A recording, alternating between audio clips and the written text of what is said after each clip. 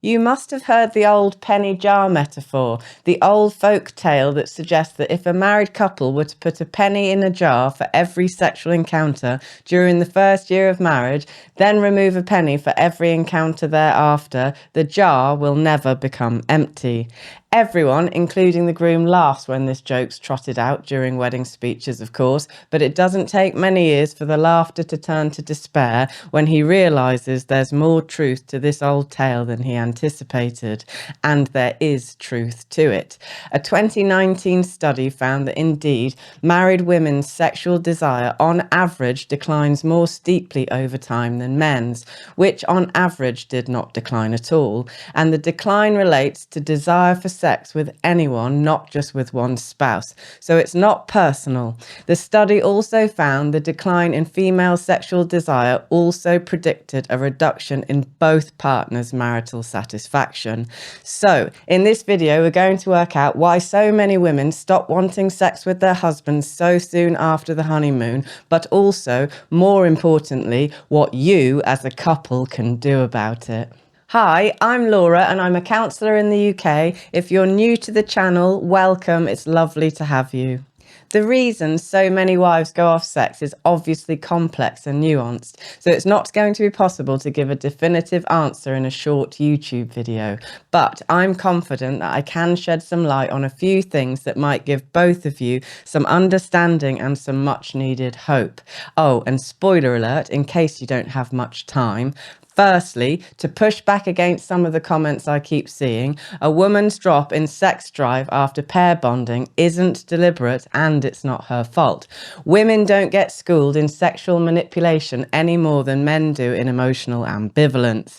There are severely personality disordered outliers, of course, but this is not the norm. Secondly, it's fully possible to successfully manage mismatched libidos in marriage, which is perfectly normal. But it requires patience, interest, empathy, and loving support by both spouses. So this video is for both of you. So let's look into the research around early relationship sexual desire in women. Most healthy women in their 20s to mid-30s will have a reasonably high, spontaneous desire for sex, meaning they'll be motivated to actively seek out sexual experiences.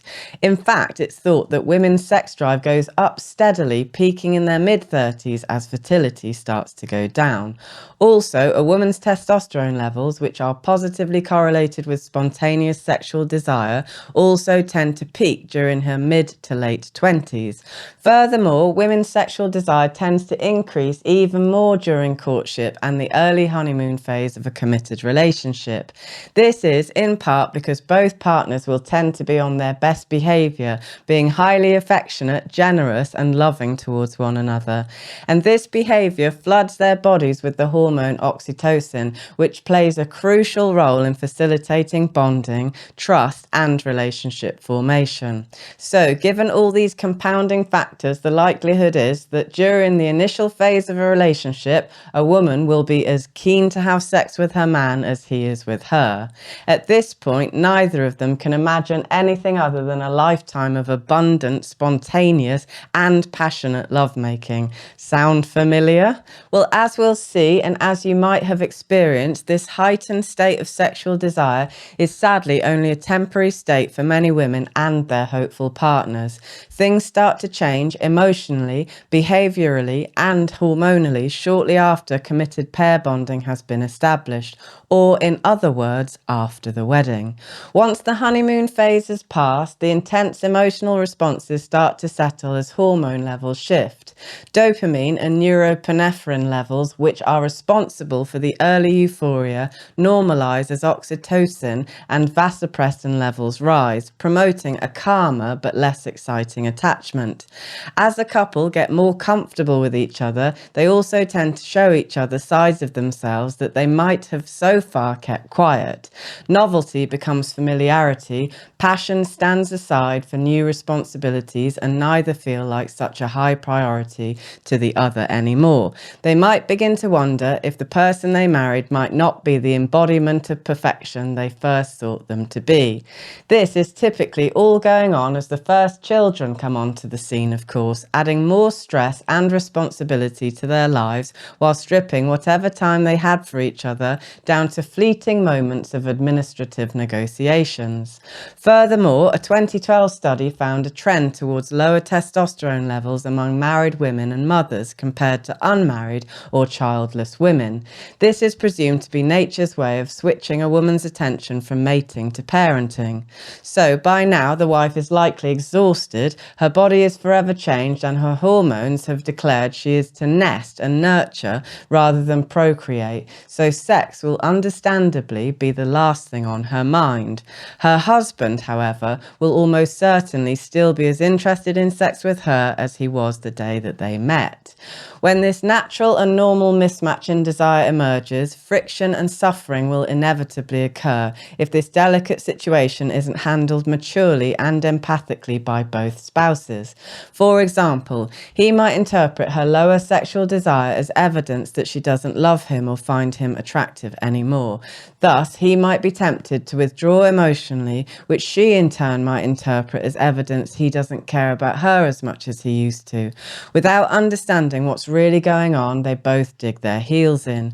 She continues to withdraw sexually and he continues to withdraw emotionally. A great relational chasm takes shape. Resentments build, as do insecurities. Conflicts become more frequent and marital satisfaction plummets. This could go on, and often does, for the rest of their married lives together. Okay, so that's enough doom and gloom. Let me introduce you to the light at the end of the tunnel. There is a solution. It doesn't have to be this way. There are plenty of things both spouses can do to understand what's going on and work together to resolve the situation. It doesn't matter how long you've been together or how long this has been a problem in your marriage. The solution is exactly the same. The following 5 steps don't need to be followed in order, but they're all essential. It really all comes down to making a decision. It's about kicking any fuck you energy either of you harbour about your sex life into the stratosphere. Step 1. Acknowledging it's no one's fault. A crucial part of the solution, and I hope I've illustrated this clearly enough, is for both spouses to acknowledge that neither partner has actually done anything wrong. A wife's loss of sexual desire isn't her fault. It's not intentional, and in fact it's perfectly normal and healthy from an evolutionary perspective. It doesn't mean she doesn't love or care about her husband. Her body is instructing her to settle down, focus on the security of her environment, and tend to her maternal responsibilities as her number 1 priority. Meanwhile, the husband's unwavering desire for sex is in no way unhealthy or unusual. In fact, I'd be more concerned about a relatively young man's lack of libido than its presence. His body is telling him to procreate whilst he can, and on an emotional level, he has a profound need to connect with his wife and feel accepted by her in this way. So please, both of you, let that sink in. Meditate on it if you must. It's not her fault. It's not his fault. It's natural and normal. Neither of you are doing or feeling anything unusual. No relational crimes have been committed. In many cases, this means acknowledging with empathy and maturity that a wife's spontaneous desire for sex might be lower than her husband's for the rest of their marriage. It doesn't mean, however, that an exciting and mutually fulfilling sex life is off the cards. Quite the opposite, in fact. Something much deeper and more beautiful can be born of it, a phoenix from the ashes. Step 2. Accepting that sex is not optional. Human beings are sexual by nature. A woman who refuses to let go of, but rather embraces her sexuality as part of her identity, is a woman who is fully alive. Choosing to remain sexual is a decision founded in self-care, and it's a form of self-love.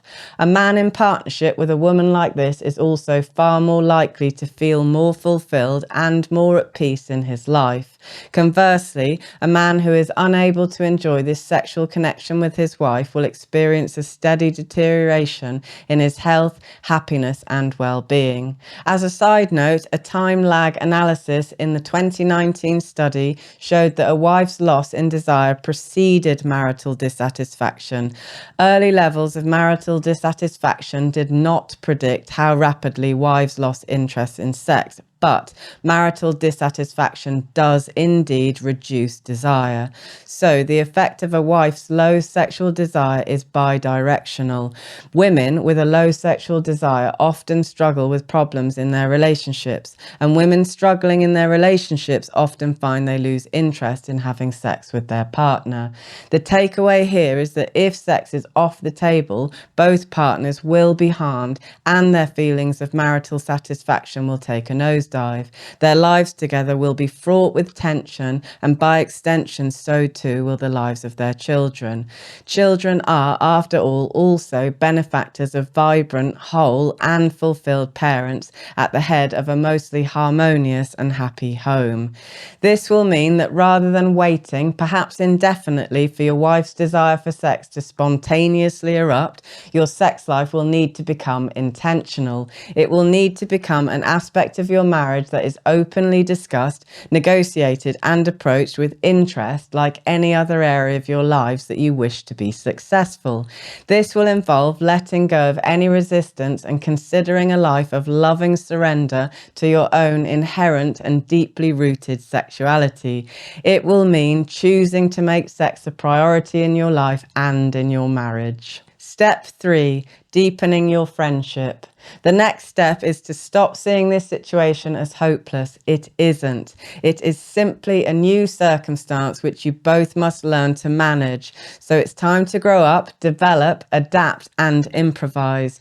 Don't give in to anger, negativity, or despair. Pressure, shaming, or coercion won't work either. The kind of sex that's had under these circumstances isn't the kind of sex anyone with any self-respect would want anyway. So your priority here must be to deepen your friendship. Hold hands, join forces, and work together. Say to each other, this doesn't feel the same. We're not the same people. This is a new situation and a new chapter for us as a couple. We have new roles and responsibilities, but we must make it work. I love you. I'm committed to spending the rest of my life with you, and I want us both to thrive along the way, so let's work this out. With this spirit of companionship, you're far more likely to be successful in creating something new and beautiful. As friends and allies, you can work together to bring sexiness well and truly back to the forefront of your marriage, but you must be a team. Step 4, self-care and nurturing sexiness. If the wife has had children, her body might not feel like hers in the way it did when she was younger. The transition from young, free, and independent girl she was to exhausted mother is hard on a woman's body, mind, spirit, and sense of herself sexually. On top of this, there are more bills, more chores, less time, and less freedom. She might have become all mum, and thus she may barely remember the girl she was when you met.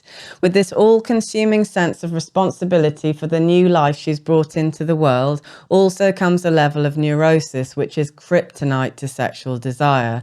If her whole existence is about child rearing, then this state of perpetual anxiety, if not mitigated, will threaten to shut her down sexually. So she'll need space and stimulation to find and recover herself. Her husband can encourage her to discover or rediscover a pursuit she loves, to take care of her body and her mind, and to reconnect with her feminine spirit. He can reassure her that she is still beautiful, more beautiful even. He can help her by paying attention to her, reminding her of her value, and telling her how much he appreciates and loves her. He can create space for her, romance her, take her on dates, and put into words what she means to him. Step 5, establishing a sexual mindset. Spontaneous female desire is not a prerequisite for a fulfilling marital sex life, but a sex-positive mindset is. In my case, I liken this to exercise for the sake of my own health and fitness. Many moons ago, at the beginning of my journey with exercise, I never felt a burning desire to exert myself at all, if I'm honest. However, I learned to put my shoes on and get out the door regardless. Over time, I came to know that once I'm warmed up and I've got a couple of miles under my belt, I'll feel like I'm flying. The rush of air over my body, the dopamine in my blood, the sense of aliveness and connection to my body and to nature remind me once again that this part of life is essential. The point is, I've made a decision to be a physically fit person, so I run, bike or hike almost every day. Not because I'm desperate to exercise per se, but rather because I know it's good for me. And I know that once I get going, I almost always have a good time. It's action prior to motivation. It's also worth pointing out that the more I do it, the more motivated I feel to do more. And so it goes with sex and marital health. Make a concerted decision to identify as a sexual couple. Take a leap of faith and prioritize it. Think about it. Make time for it. Put structures in place to facilitate it. First, you'll need to remove anything from your lives or your relationship that put the sexual brakes on, whether that's non-essential medications, addictions, bad food, media, negativity, dishonesty. Anything that gets in the way of sex needs to go. Next is to add things to your life that contribute to a general feeling of sexiness. So, self-care, health, exercise, sleep, diet and mental well-being all need to be on point. Go through your closet and throw out anything that doesn't make you feel sexy and replace them with clothes that do. Plan regular date nights where you agree to stop off on the way home and do something steamy in the car. Schedule sex if you need to. I know that might not sound appealing to everyone, but if you've got tight schedules and kids hanging off your legs all day long, then I promise scheduled sex will be far better than no sex. These are just general ideas, not prescriptions. Get creative. You'll need to come up with things that work for you both as individuals, things you're both actually willing to do. The point is, what I'm suggesting here is that you both dare not to fall out of love.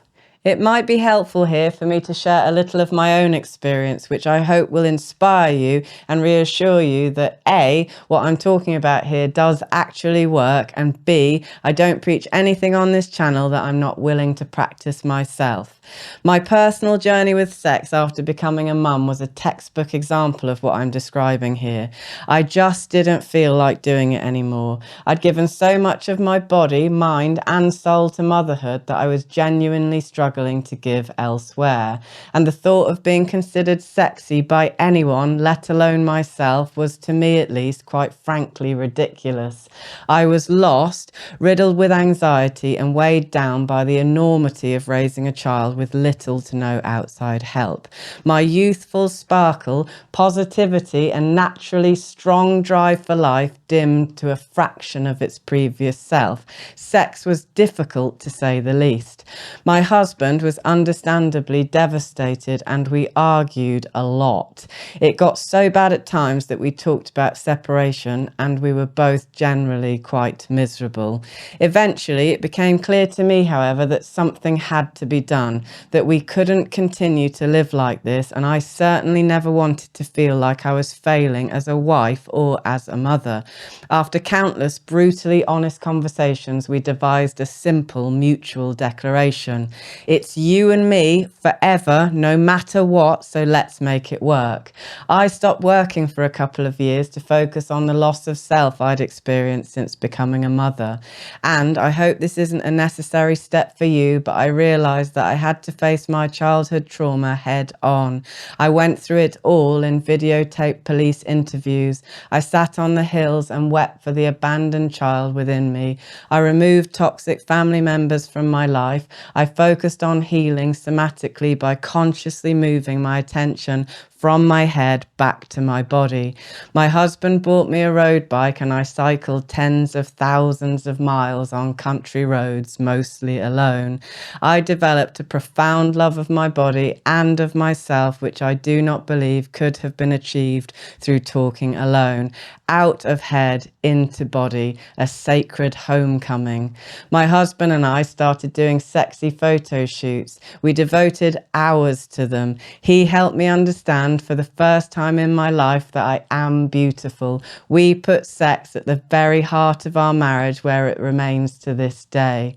Once I came to understand that sex was an essential part of my nature, that it's something that benefits my health, my husband's health, the health of our marriage, and therefore the health of our family, I let go of any resistance I had towards it, and I am forever grateful that I did. Russell and I are the best of friends and true lovers. I have no doubt our love life breathes power and energy into every other aspect of our lives. The tension is gone. Sex has become elevating and energizing. There's more trust, more laughter, more connection, and more joy. Choosing to have no or little to no sex in marriage is like taking a wrecking ball to the whole enterprise. If my own story hadn't convinced me of that, then the countless couples I meet who aren't having sex certainly would have. If you want your relationship to thrive and to be filled with pleasure, feelings of contentment and satisfaction, then you simply cannot give up on sex. So do whatever you have to keep that part of yourself and your relationship well and truly alive. I hope you found this video helpful. If you did, then please leave a comment to let me know, and consider subscribing if you enjoy these kinds of conversations. I'll leave you with this excerpt from Captain Corelli's Mandolin, which I think beautifully sums up what I've been trying to communicate in this video. Love is a temporary madness. It erupts like volcanoes and then subsides. And when it subsides, you have to make a decision. You have to work out whether your roots have so entwined together that it is inconceivable that you should ever part. Because this is what love is. Love is not breathlessness. It is not excitement. It is not the promulgation of eternal passion. That is just being in love, which any fool can do. Love itself is what is left over when being in love has burned away, and this is both an art and a fortunate accident. Those that truly love have roots that grow towards each other underground, and when all the pretty blossoms have fallen from their branches, they find that they are one tree and not two. Thanks for watching. I'll see you next week.